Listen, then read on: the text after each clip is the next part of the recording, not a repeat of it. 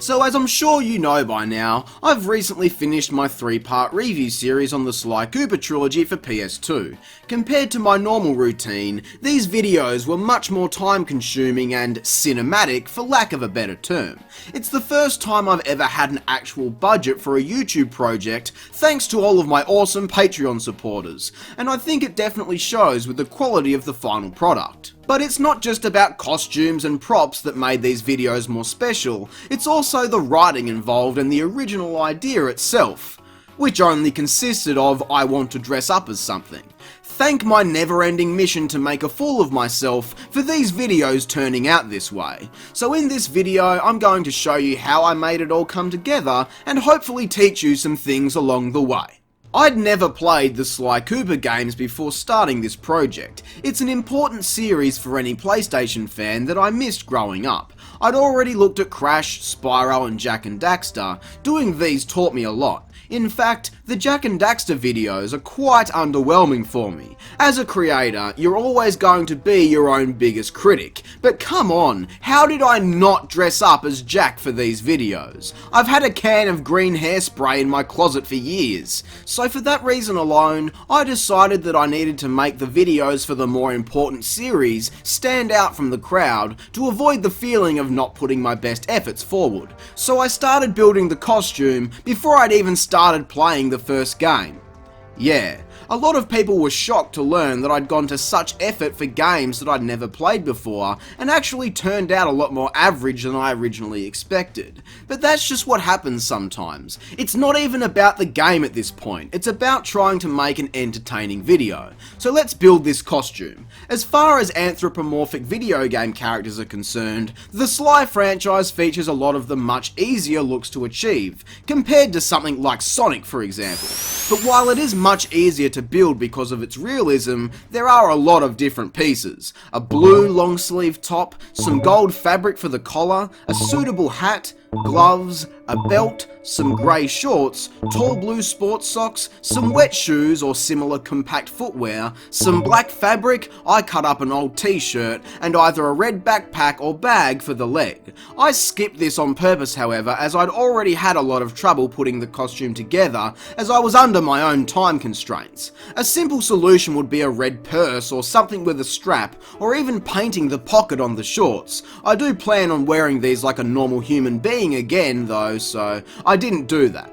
For all of the clothing items, search around your local second-hand stores, city missions and markets. Unfortunately, I had to buy the sports socks brand new because I ran out of options. And when you buy stuff, make sure to try things on. I forgot to try on the belt and it turns out it was too small for me. Now, as you can already see, we have a lot of items here that when put together, already build the main structure of the outfit and don't require any modifying. Up first is the hat. I couldn't find anything even remotely close to the style from the game, so I bought a train driver's hat from a costume store. The stripes were an issue, so I left it in a bucket of bleach overnight. Then, after a spin through the washing machine once it dried, I gave it a coat of blue spray paint. While the spray paint was out, I gave these white cotton cleaning gloves a coat of yellow and blue, using a piece of cardboard to separate each colour. Make sure you don't overlap the two colours though, as they'll turn into green, and unless you move the cardboard between spraying, you'll end up with a white gap in between. There's two fixes for this: use the cardboard again right on the edge, or just use a marker. From here, take the belt and give it a coat of yellow. Just remember, certain materials and paints work better together, and others can be a real pain in the ass. I had to keep painting this thing throughout a week because the paint wouldn't stick properly. Now here is a quick filmmaking tip. When filming around any spray paint or other aerosol can with contents potentially damaging to your lens, simply take some cooking wrap, place a layer or two over the lens, secure with some rubber bands, and you're all set. If done carefully, you'll barely notice it in the final product. I was not careful however, so a lot of the footage you're about to see looks like shit. Now back to the video. For extra detail, don't forget to add Sly's logo to the centre of the belt with a printed image and some glue. I actually used double-sided tape, and because the belt was too small, I had to use packing tape on the back just to hold the damn thing in place.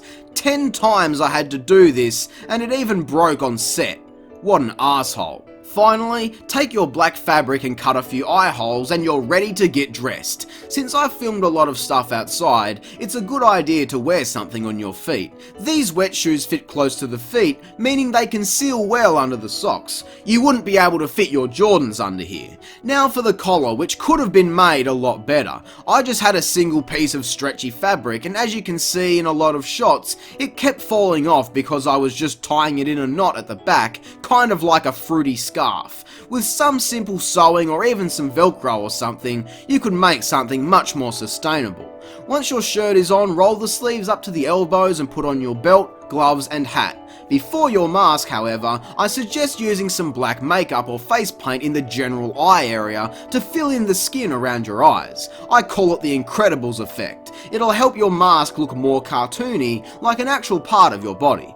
Just make sure if you're using face paint, use something oil-based or anything with easy removal, and not literal fucking paint. I did this by accident and it fucked up my eyes. But that's the costume and I'm pretty happy with how it turned out. It looked better with the red satchel on the left leg, but overall, for a first ever costume attempt, it worked very well.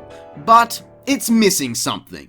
The Cooper family cane. This might surprise a lot of people, but I actually made this too, from scratch. Let me show you how. You'll need a broom handle, some spray paints, newspaper, some cardboard boxes, ask your local grocer or any other store, they're more than happy for you to take them for free, some craft glue, some tape, general cutting tools, and a template of the design. I drew my own template based off of the cover of the second game, although I'm sure you could find something suitable online. If you're drawing it from scratch like I did, it's important to make sure the template is to scale relative to your body as if you were in the game. Once it's done, cut it out and use it as a stencil. Draw out the design on some flat cardboard and cut out 2 of these. Now to make the bottom of the hook. You need a space for the broom handle. I cut out 2 rectangles of equal size to the base from card, laid them on a strip of tape with my 2 main pieces, and then folded them over, creating a hollow cylinder or box at the bottom. You want it to be as tight a fit for the broom pole as possible, so feel free to pack in some more cardboard to fill the gaps. You should have something that looks like this. For added strength, glue and tape the rest of the hook to the opposite piece. You can see how this helps the thin shape blend into the handle like a real object. Fill the gap at the base with any offcuts to give it more structural integrity, using plenty of glue and tape. Now using more cardboard strips, build up thin layers in the center of both sides. Now cut 2 more hooks out of cardboard using the stencil. You won't need the base this time. Cut both of them down the middle to create 4 pieces like this. Using glue and tape, add these on top of the cane like so.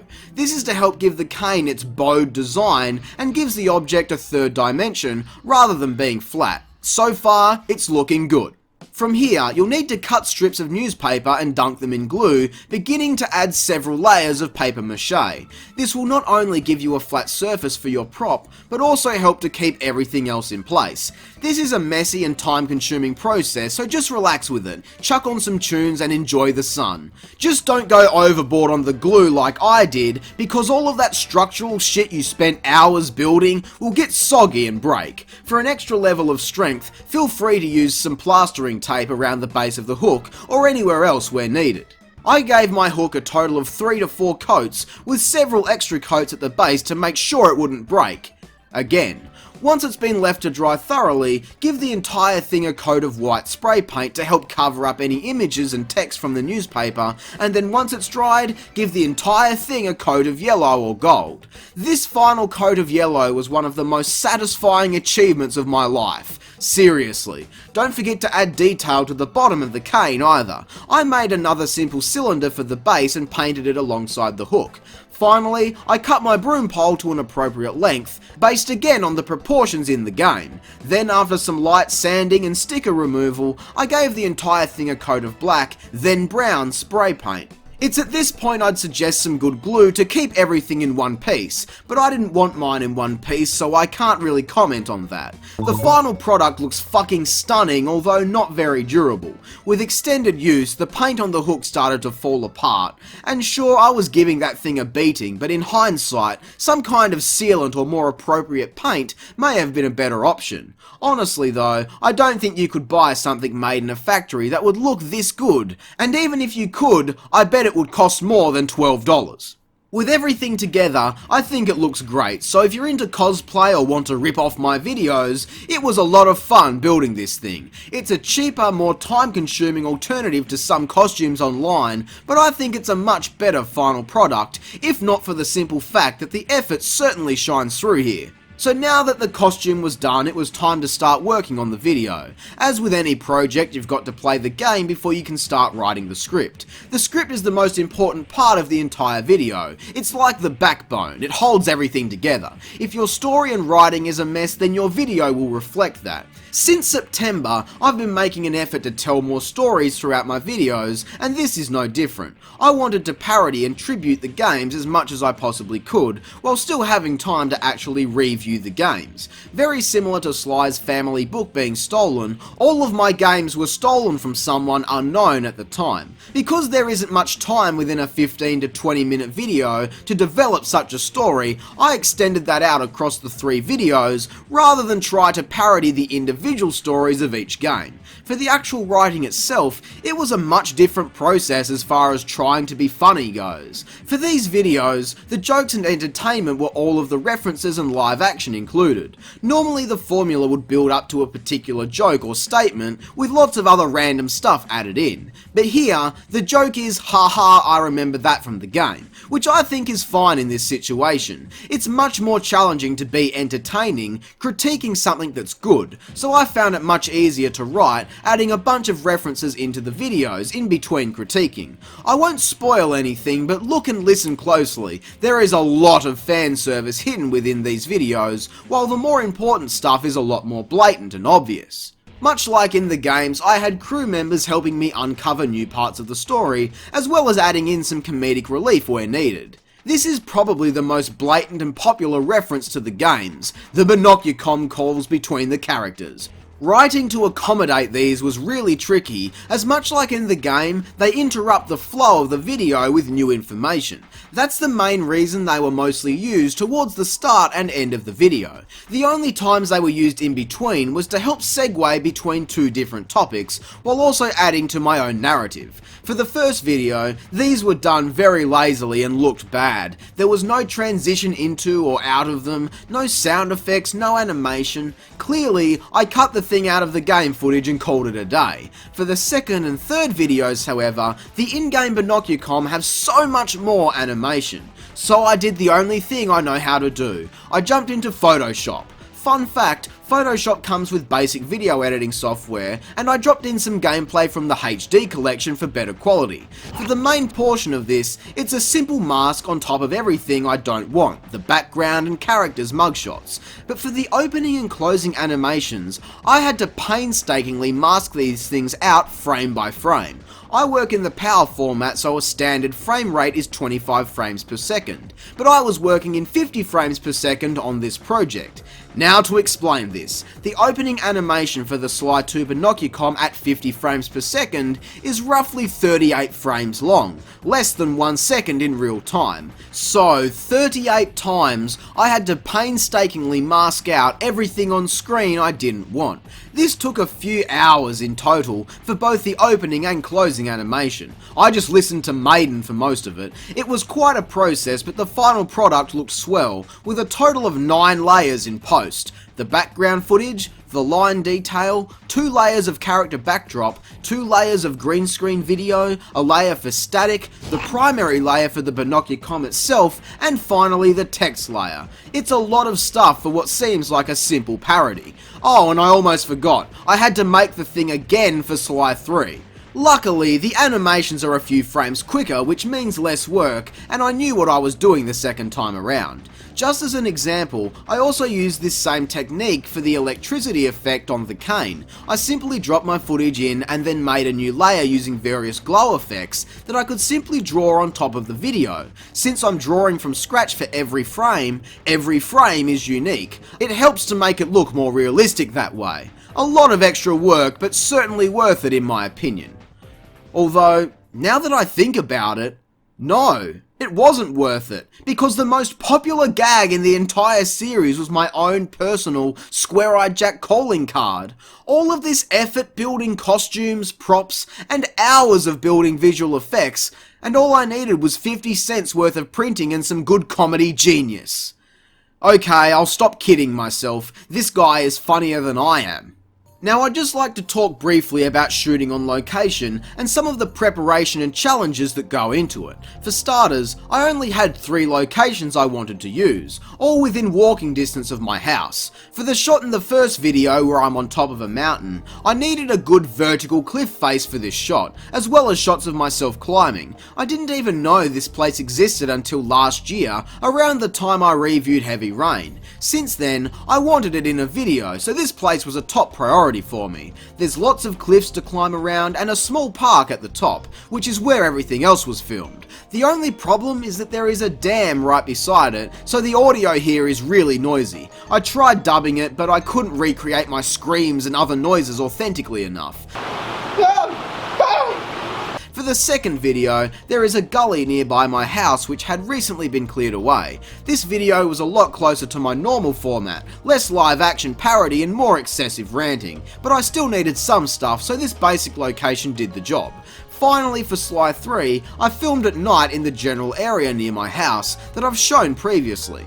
Again, trying to keep it as simple as possible. There was actually an entire gag where I would mock Bentley for being crippled and then attempt a cane swing off of a tree. The tree branch would have snapped and I would have busted my ass. I didn't even attempt to film this, however, simply because when I've used similar techniques I was planning to use, they've looked really bad, so to keep things chilled, it was just easier to cut the entire thing. For the first and third videos, I had my younger cousin helping me film everything. I'd always suggest having a camera operator in these situations. It makes it a lot easier and so much more fun. It's important if you're filming on location to be prepared. Make sure you have all of your props and costume items, as well as a script. You could use a phone or something, but I don't have a phone, so I went old school with a physical copy. For nighttime shooting especially, make sure you've got plenty of light. Surprisingly, the inbuilt light on my camera was all we needed, but a secondary flashlight is still important for safety, which is the final topic of this video. If you're filming on location or even at home, make sure you're smart about it. Not to sound preachy, but I've had some rather close calls in the past doing stupid shit.